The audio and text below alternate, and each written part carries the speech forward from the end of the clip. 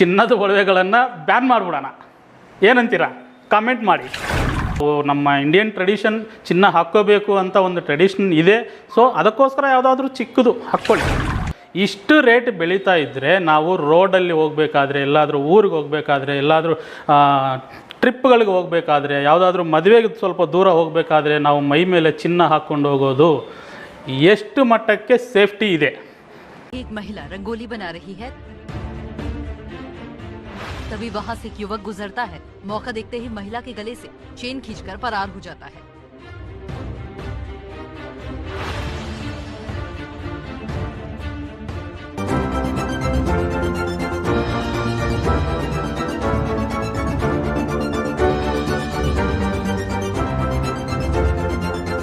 So ನನ್ನ ಪ್ರಕಾರ ಯಾವ ಸೇಫ್ಟಿ ಇಲ್ಲ ಇದಕ್ಕೆ.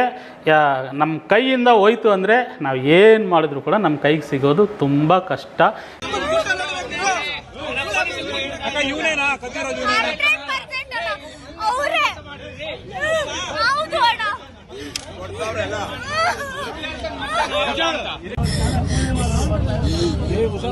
ಯಾವುದೋ ರೇರ್ ಕೇಸಸಲ್ಲಿ ಮಾತ್ರ ನಾವು ಕಳ್ಕೊಂಡಿರೋದು ಬರುತ್ತೆ.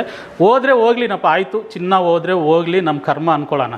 ಆ ಚಿನ್ನಕ್ಕೋಸ್ಕರ ಎಷ್ಟು ಪ್ರಾಣಗಳು ಹೋಗ್ತವೆ, ಎಷ್ಟು ಸಫರ್ ಆಗಬೇಕಾಗತ್ತೆ. ಆಮೇಲೆ ಇದೆಲ್ಲ ಕೂಡ ಬೇಡ ಅಂತ ಹೇಳ್ತಾ ಇದ್ದೀನಿ ನಾನು. ಅದಕ್ಕೋಸ್ಕರನೇ ನಾನು ಹೇಳೋದು, ಚಿನ್ನದ ಒಡವೆಗಳನ್ನು ಬ್ಯಾನ್ ಮಾಡಿಬಿಡೋಣ. ನಾನು ಈ ಥರ ಹೇಳ್ತಾ ಇರೋದು ಸರಿನಾ ತಪ್ಪ? ಕಾಮೆಂಟ್ ಮಾಡಿ. ನಿಮ್ಮ ಸಪೋರ್ಟ್ ಇದ್ದರೆ ನಾನು ಇನ್ನೂ ಜಾಸ್ತಿ ವೀಡಿಯೋಸ್ ಮಾಡಿ ಜನರಿಗೆ ಒಂದು ಅವೇರ್ನೆಸ್ ಕ್ರಿಯೇಟ್ ಮಾಡೋಣ ಅಂತ ಅಂದ್ಕೊಂಡಿದ್ದೀನಿ. ಸೊ ನೀವೇನಂತೀರಾ? ಕಾಮೆಂಟ್ ಮಾಡಿ. Don't miss. ಇನ್ನೂ ವೀಡಿಯೋಸ್ ಬರ್ತಾನೆ ಇರುತ್ತೆ. ವೆಯ್ಟ್ ಮಾಡ್ತಾಯಿರಿ, ಫಾಲೋ ಮಾಡ್ತಾಯಿರಿ. ಪಾರ್ಟ್ ರಿಲೀಸ್ ಮಾಡ್ತೀನಿ. ಒಂದೊಂದು ವೀಡಿಯೋ ಪಾರ್ಟ್ ರಿಲೀಸ್ ಮಾಡ್ತೀನಿ. ಓಕೆನಾ? Thank you.